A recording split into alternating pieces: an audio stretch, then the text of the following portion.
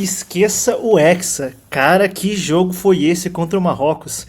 Primeiro tempo horrível, segundo tempo modorrento. E se vai ter Hexa, vai ser 2006, 2010, 14, 18, 22 e 26. A gente tá falando, bom, aqui agora sim. A gente tá falando de um Hexa de 6 Copas sem ser campeão. Vou passar pelos pontos principais aqui do jogo. Primeiro, vamos ao que foi o jogo em si. O Brasil começou pressionado e com um aspecto mental aparentemente muito abatido. Aí, depois que o Brasil parecia conseguir colocar a bola em campo e acalmar um pouco os ânimos, aconteceu isso daqui, que foi uma bola enfiada para o Saibari, que correu entre os zagueiros, deu um tapa com muita categoria, tá? Belo tapa do Saibari para encobrir o Alisson e fazer um golaço de cavadinha. Por ali, eu já estava pensando o que eu ia falar aqui no vídeo posteriormente, e o recado é mais ou menos um que eu já havia dado contra o Egito, de que o Brasil não estava jogando com linhas tão altas quanto jogou naquele amistoso contra o Egito. Mas eu falei naquele momento que, olha, se o Brasil for jogar com linhas tão altas, se for jogar desse jeito, o Egito toda hora troca 2 tapas e sai na frente do gol correndo. Os zagueiros brasileiros não conseguem acompanhar e ficam expostos sem um volante box-to-box que possa fazer essa ponte e fazer a cobertura. E argumentei naquele vídeo que o meio-campo deveria incluir imprescindivelmente o Danilo do Botafogo para poder fazer esse papel. Quando eu vi que estaria com Bruno Guimarães, Casemiro e completando... Quem mais estava no meio-campo? Puxa, agora me escapa. Foi Casemiro, Bruno Guimarães e Paquetá. Eu já via que a coisa estava anunciada, porque são corredores rápidos os jogadores do Marrocos. O Achraf Hakimi, Brahim Dias, por exemplo, que são os 2 jogadores mais conhecidos do time, mas mesmo o Saibari poderiam rapidamente, o Taibi também, que joga no Sunderland, entrou no segundo tempo, é o tipo de jogador que pode dar alguns tapas e sair por ali. Depois eu argumentei que outro dos requisitos para jogar com as linhas altas seria conseguir ter estabilidade emocional, porque é o tipo de coisa onde você tem que estar capaz de se recompor e reorganizar a pressão.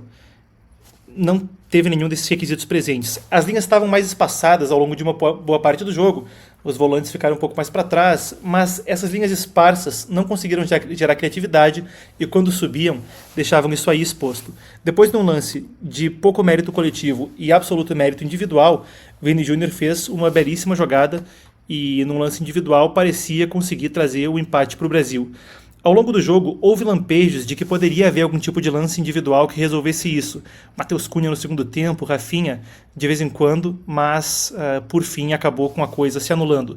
Em particular, isso era mais evidente em situações como essa daqui, se eu virar aqui vai dar para ver melhor. Onde o que acontecia basicamente, o Vini corria pela ponta esquerda, grudado ali, tentava ali alguma coisa, mas não tinha ninguém para jogar com ele, os laterais também muito distantes, não conseguiam fazer a tabela com os pontas. Aí às vezes arriscava alguma coisa para jogar ali no meio, mas você vê a quantidade de jogadores do Marrocos ali de vermelho e sem a possibilidade de gerar alguma coisa criativa e gerar jogo. O time foi muito incapaz coletivamente, muito ansioso e não encontrou soluções para problemas que já havia visto contra seleções muito mais fracas, como a do Egito mesmo nos amistosos. E como no primeiro tempo com o Panamá, cá entre nós, onde também não conseguiu achar criatividade no meio-campo. O segundo tempo do Panamá, onde a gente teve no meio-campo Fabinho, Danilo do Botafogo e Lucas Paquetá, me parecia ser o meio-campo ideal também para essa partida. O Danilo e o Paquetá parecem se entender melhor em termos de conseguir cumprir com papéis defensivos e ofensivos. Danilo consegue fazer infiltração, Paquetá qualifica o passe, e com Ryan, naquele segundo tempo no Panamá, e Endrick, conseguiam gerar criatividade, velocidade, e os pontas conseguiam abrir o espaço para o Danilo também entrar como um elemento surpresa. É o tipo de coisa que se esperaria ver num jogo como esse do Marrocos, mas que não aconteceu. E cá entre nós, teve momentos de pouca criatividade quando a bola ia para o Vini, voltava para o Ibañez, aí toca de lado, tenta mais alguma coisa, toca de lado, perde a bola, leva um susto, que lembraram os momentos da era Dunga. O Marrocos jogou como gente grande, mostrou que muito provavelmente pode fazer uma disputa profunda nessa Copa do Mundo, chegando, não sei se vai chegar uma semifinal como foi no Catar, naquela época era a primeira vez num país árabe, tinha todo um contexto. Dessa vez não sei se é para tanto, mas se mostrou um time capaz, qualificado, e o Brasil se mostrou um time que me deu uma sensação de insegurança muito grande, de que na primeira pedrada que pegar aí pela frente, pode sucumbir sob pressão, e se for uma... E aí o que deve acontecer no momento adiante é o que está nessa imagem. Eu peguei até o print, deixa eu ver se eu consegui pegar quando estava ali. Você vê que eu peguei a captura de tela quando estava carregando mesmo, e essa bolinha é até poética aí do que pode acontecer. Você vê ali Endrick e Neymar. Os dois trazem cada um fenômeno do que eu imagino que possa acontecer nos próximos jogos. Com o Ney, eu acho que ele pode ser que entre contra o Haiti, como é uma seleção muito desqualificada, que não vai conter algum tipo de pressão ofensiva maior, um pouquinho mais de criatividade. Talvez haja lampejos ali dos seus melhores momentos e ele volte ao time, o que acrescentaria lentidão e dificuldade na minha percepção do que poderia acontecer em partidas futuras. Se ele faz um gol, por exemplo, contra o Haiti, o clima de oba-oba dispara lá para cima, e se ele entra no meio campo com o Paquetá, em especial se for alguma coisa envolvendo sem o Danilo do Botafogo, que eu já falei, para mim é peça indispensável nesse meio campo, o cenário fica no qual o Brasil pode estar muito exposto e pronto para situações defensivas escabrosas. Outro ali é Endrick, que eu acho que é uma esperança.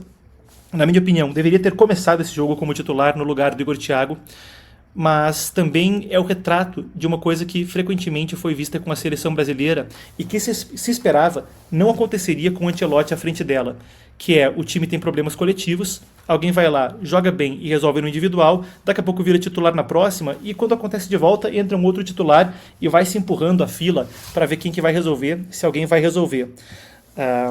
Endrick pode ser o próximo nisso, mas por bom jogador que seja e por mais passagem que peça, isso não resolve os problemas coletivos da equipe.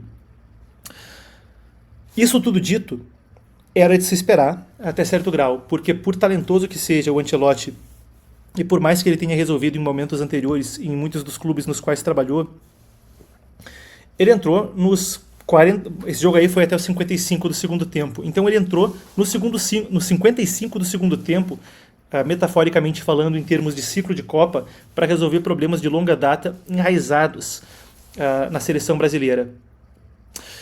Vai conseguir? Não vai? Esse é o tipo de coisa que vai levar mais tempo e a proposta da CBF já era, precisamente, ao que eu entendo, tentar fazer com que isso fosse um momento onde ele começa a colocar o pé na água, começa a colocar a mão na massa e o próximo ciclo seria de fato o definitivo. Até agora, triste dizer que a minha constatação é que o Brasil parece jogar pior que a seleção nas duas Copas onde o Tite era o técnico, 2018 e 2022. Minhas considerações da perspectiva de futebol, de alguém que está aqui palpitando e curtindo a Copa e curtindo falar de futebol com vocês. Se a defesa vai ser essa, vai ter que ter um volante mais rápido que possa proteger a defesa, já falei, Danilo do Botafogo. Criatividade e compostura defensiva tem que coexistir no meio campo e eu acho que junto de Danilo viriam então Paquetá e Fabinho como titulares para trabalhar nesse sentido. Casemiro é um excelente jogador por qual tenho imensa admiração e respeito, mas acho que o meio campo ficaria nesses três nomes que eu falei nesse sentido, Danilo sendo o elemento chave para poder entrar na área e também fazer a recomposição defensiva como o cara box to box ao estilo Caicedo, Makelele, esse tipo de jogador. Segunda coisa, Endrick pede passagem, ele é o jogador que mais extrai resultados dos minutos que recebe na seleção e eu creio que ele não pode ser banco nesse time, até pela vontade que demonstra, pela capacidade que demonstrou de fazer os minutos valerem e buscar resultados em momentos importantes.